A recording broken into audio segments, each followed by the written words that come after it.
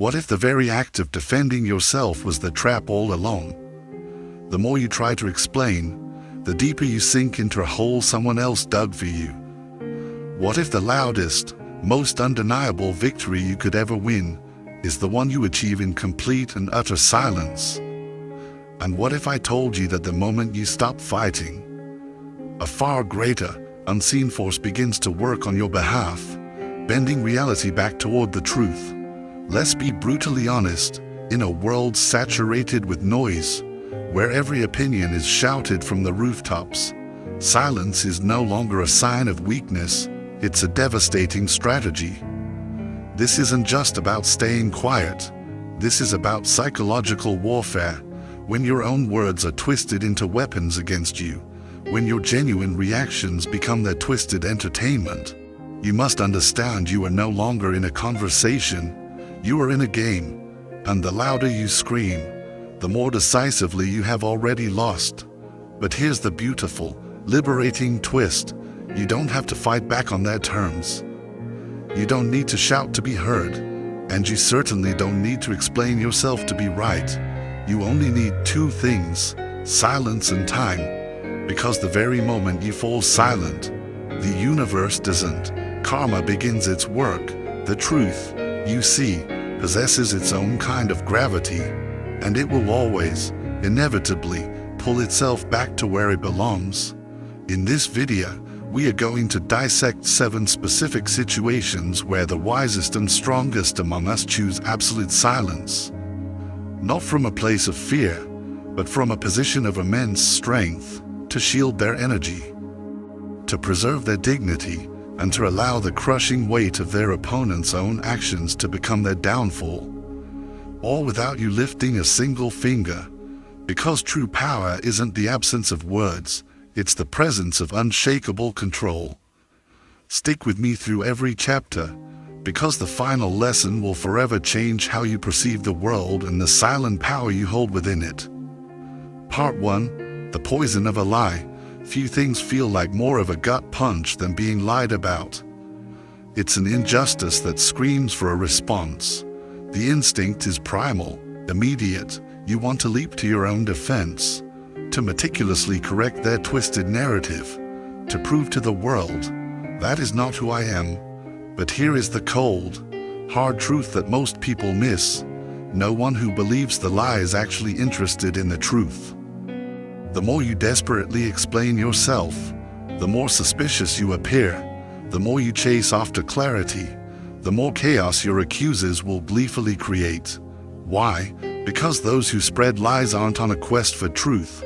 They're hunting for a reaction. They want to shatter your calm. They want to see you flinch. They want you to perform your innocence on their stage, so they can twist that very performance into further proof of your guilt. If you react, you've walked directly into their trap. You've lost. This is where the ancient wisdom of Stoicism draws a firm line in the sand. As the great Emperor Marcus Aurelius wrote, "If it is not true, do not say it. If it is not right, do not do it." And that's the end of the story. There's no pleading, no desperate explaining. You live anchored to your own integrity, not by their distorted version of your story. Because truth has a powerful quality that lies will never possess: endurance. Lies might spread like wildfire, but they burn out just as quickly, leaving nothing but ash. Truth, on the other hand, is like a slow-growing oak tree. It takes longer to establish, but it doesn't need defending. It simply is, and time will always reveal it. Imagine a man, let's call him James. He was accused at his workplace of a mistake he didn't make.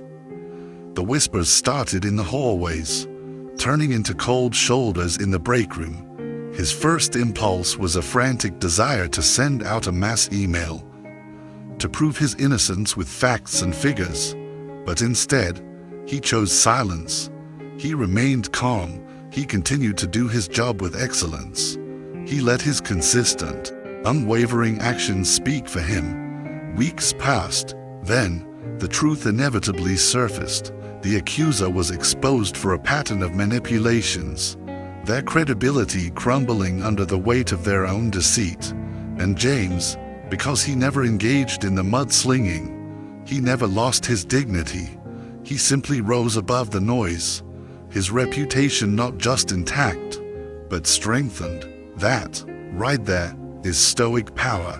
So, when the lies come for you, remember this. First, trust the long game. Falsehoods are loud and frantic, but truth is patient and lasting. Let time do its quiet, heavy lifting. Second, anchor yourself in your values. When you are unshakably certain of who you are, the noise from the outside world becomes nothing more than irrelevant static. And third, let karma be your spokesperson. Those who build their lives on a foundation of lies eventually trap themselves in a prison of their own making. In the end, your silence isn't surrender, it's a profound act of self-respect. You're not hiding, you are rising above the pettiness, above the drama, and above the lie itself. Let them talk, let them spin their tangled webs, and let the truth do what it always does, return home. Part 2, the echo of betrayal. Betrayal does more than just hurt, it shatters the very ground beneath your feet. It often comes from the ones you trusted most, friends who felt like family, partners you built dreams with. When that blow lands, it can feel like your entire chest is collapsing inward. The first impulse is a desperate, soul-tearing need for answers. To confront them, to scream, "How could you?" To demand, "Why?"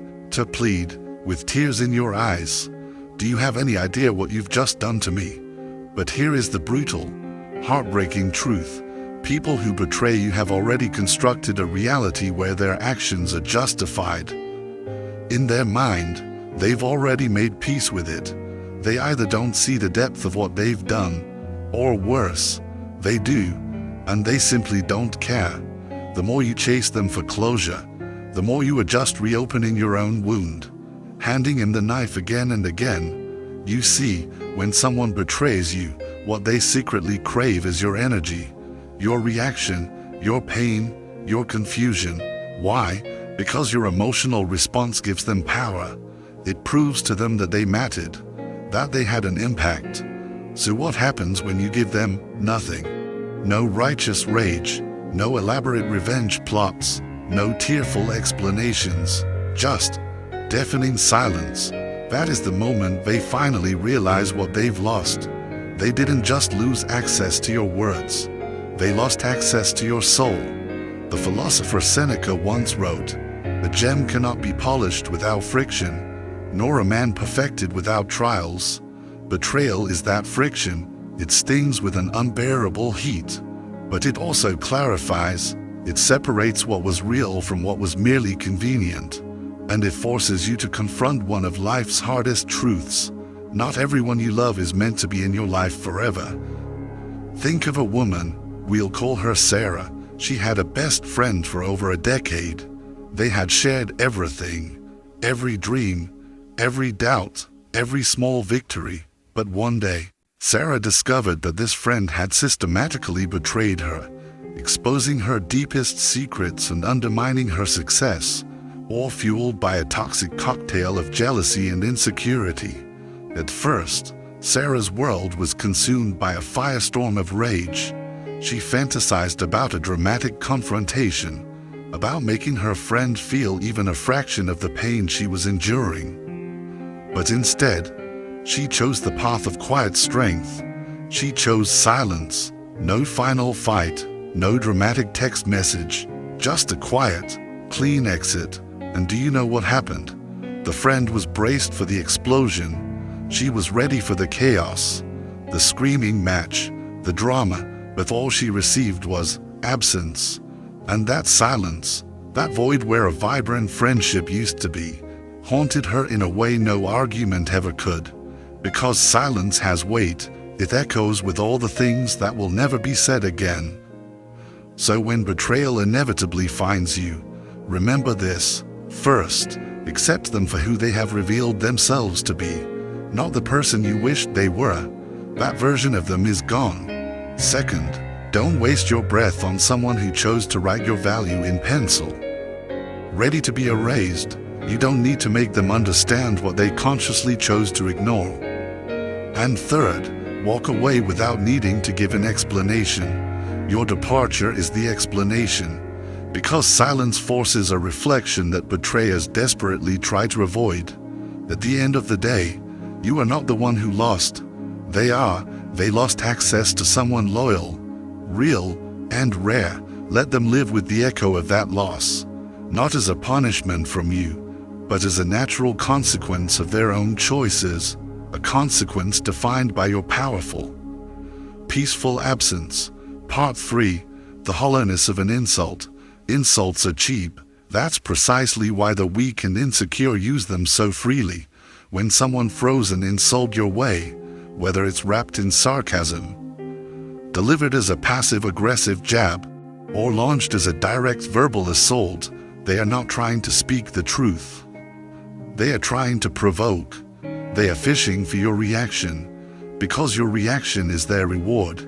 It's their validation, and the very moment you snap back, raise your voice, or start anxiously defending yourself, you've handed them exactly what they craved: control over your emotional state.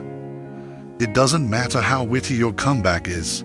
If you respond, you've already agreed to play their petty game, on their dirty playground. And here's the part most people fail to realize: you don't need to win the argument. You just need to refuse to enter it. Marcus Aurelius gave us the ultimate strategy when he said, "The best revenge is to not be like your enemy." Read that again. When someone insults you, they are extending an invitation for you to join him down in the mud. They are hoping you'll abandon your dignity to meet them at their low level. But a person of strength doesn't live in the mud. They don't flinch. They don't fire back. They simply observe, calm, still, and completely unbothered. Let me tell you about a man named David. He had just earned a well-deserved promotion. At a company event, a jealous co-worker, drink in hand, tried to humiliate him in front of a group. Wow, the co-worker sneered. "I guess they're just giving promotions to anyone these days." A hush fell over the group. All eyes turned to David, waiting for the fireworks. They were waiting for a defense, an argument, a counterattack, but David didn't give them one. He simply looked the man directly in the eyes, offered a small, knowing smile, and said absolutely nothing. He just held the silence. No comeback, no drama. In that single, silent moment, David didn't just win over the room, he won the entire war. Because his silence stripped all the power from the insult and handed it back to the insulter, who was now left standing alone in his own bitterness. Nothing frustrates an aggressor more than being utterly and completely ignored. So, here's how you handle insults like a master. First, recognize what they're fishing for. They don't want a logical debate, they want to disrupt your peace. Don't give them the satisfaction. Second, let your stillness do the talking. When your posture doesn't change, when your face doesn't flinch, and when your tone remains calm, it sends a message far louder than words: you do not control me. And third, hold your frame. True confidence doesn't need to argue. True self-respect doesn't need to explain itself. When you refuse to lower yourself to their level, they have nothing to rise to. At the end of the day, you don't need to match their noise. You need to master your silence. Because real strength doesn't yell. It doesn't have to. And the most devastating, soul-crushing answer to an insult is, and will always be, calm indifference. These situations, the lies, the betrayals, the insults, are all external attacks designed to steal your power. But what happens when the game is even more subtle? What happens when you're not dealing with an overt aggressor, but with someone who has mastered the art of manipulation through weakness? I'm talking about the person who, no matter the situation, always finds a way to be the one who is wronged. And that brings us to one of the most masterful manipulators of all. The one who has perfected the art of attack through weakness. I'm talking about the person who, no matter the situation, always finds a way to be the victim. They don't want resolution, they crave attention. They don't want to solve problems, they want to control the narrative. With breathtaking skill, they rewrite the story, meticulously erasing their own role in the conflict. They twist facts, shed strategic tears, and in the blink of an eye, you have been cast as the villain. The more you try to claw your way back to the truth with logic and evidence, the worse it gets. Why? Because to the watching world, it just looks like you're attacking someone who is already down. They've masterfully flipped the script. You are now the aggressor, and they are the poor, misunderstood soul. You must understand, this is not a conflict, it is a performance. And you've been unwillingly cast as the enemy. The ancient Stoics warned us about this very trap. As Epictetus said, to complain is always non-productive. Professional victims don't complain to find solutions, they complain to harvest sympathy. If you step onto their stage to defend yourself, you are simply validating their performance. The only winning move, refuse to play your part. Your only line is silence. Think of a woman, let's call her Rachel, who had a co-worker that constantly twisted reality. Whenever this co-worker was held accountable for her actions, she would cry, deflect, and expertly shift the blame onto others. For a long time, Rachel tried to be logical. She brought proof. She stayed calm. She explained the facts with painstaking clarity. And it backfired every single time, because while Rachel was speaking the language of facts, her co-worker was speaking the language of emotion. And in the court of public opinion, emotion often wins when reason argues for too long. So, Rachel finally stopped. No more defending, no more counterpoints, just quiet, grounded, stoic silence. And over time, a funny thing happened. The truth began to surface on its own. People started to notice the pattern. They realized this person always had a sob story, always had a new enemy, always had a fresh injustice to wail about. And just like that, the performance collapsed under the weight of its own repetition. So how do you handle a manipulative victim? First, do not defend yourself. They aren't listening, they are performing. And an audience always loves drama. Do not feed the narrative. Second, stay emotionally detached. Be an observer, not a participant. Let them drown in the chaos they themselves have created. And third, trust in the power of patterns. People may believe a lie once, maybe twice, but patterns don't lie. Eventually, all masks slip. At the end of the day, you owe no clarity to someone who profits from confusion. Let them have their stage. Let them play their role. Sooner or later, every show comes to an end. And your silence, that's how you bring down the final curtain. Part 5. The weight of your absence. Sometimes, the greatest insult isn't a hateful word they say to you.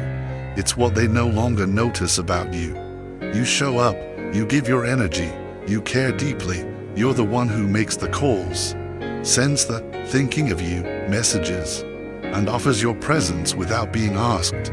And in return, you receive a quiet, echoing indifference. There's no dramatic explosion, no single act of betrayal.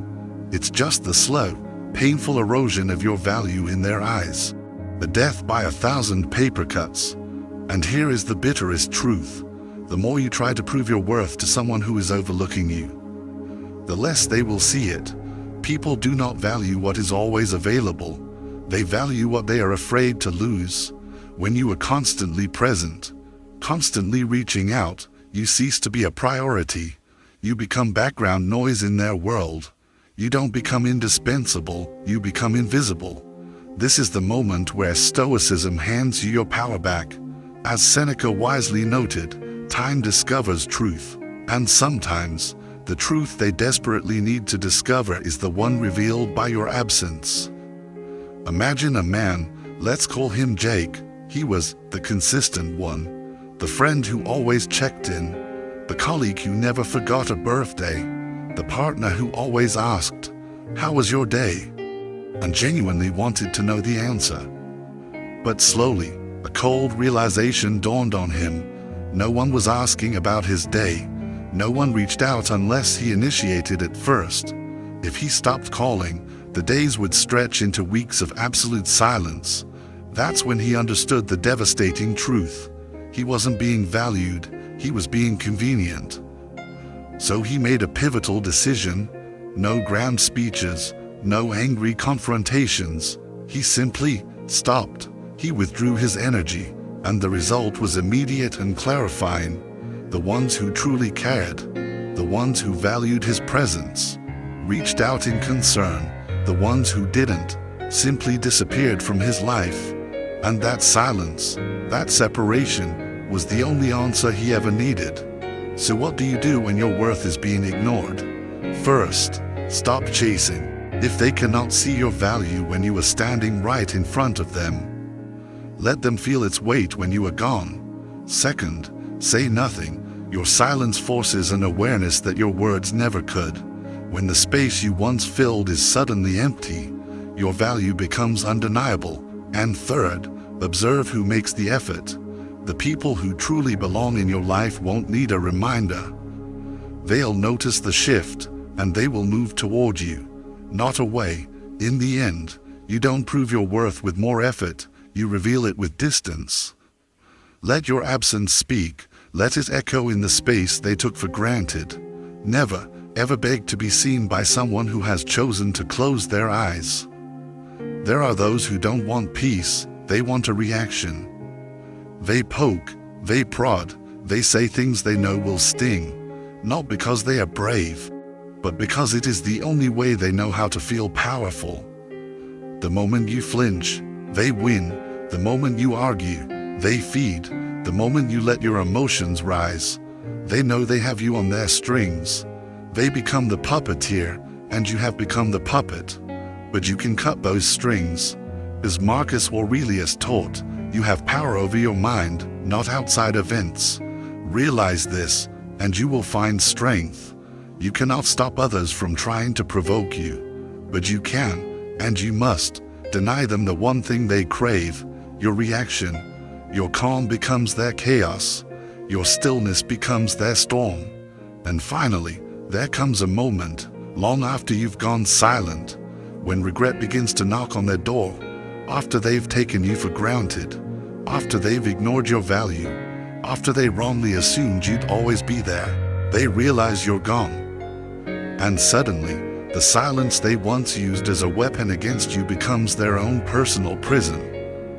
It's then they start to remember the way you listened, the way you showed up, the way you gave far more than you ever received. And the truth hits them like a tidal wave. They didn't just lose a person, they lost an anchor, a light, a constant in their chaotic world. But by then, it is too late. And here is the most important lesson of all. If someone only starts to value you after you leave, they never truly valued you when it mattered. And the worst thing you can possibly do is go back just because they finally noticed what they lost. Self-mastery means you do not return to the places that broke you. You do not lower your standards to comfort their guilt. You do not explain your silence. You let it speak for you. It says, I respect myself too much to allow you to walk in and out of my life. It says, I have found peace, and you are no longer invited to disrupt it.